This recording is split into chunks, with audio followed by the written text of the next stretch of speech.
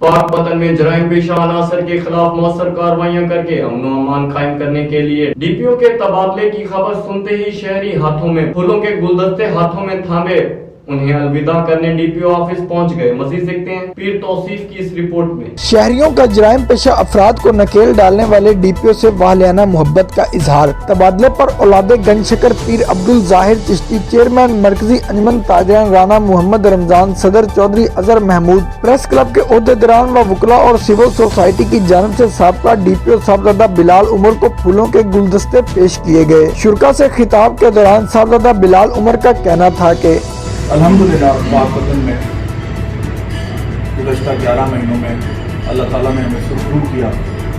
कोई ऐसी चीज़ नहीं हुई जिसकी वजह से पंजाब पुलिस को, जो हमारा पेरेंट डिपार्टमेंट है, उसको हमारी वजह से शर्मिंदगी उठानी पड़ी। PSA के सेक्रेटरी जनरल हकीम लुत्फुल्लाह ने खिदमात के एतराफ में साबका डीपीओ को गोल्ड मेडल और तारीफी सर्टिफिकेट देकर अलविदा किया। कैमरा टीम के साथ पीर तौसीफ रमजान, पाक पतन।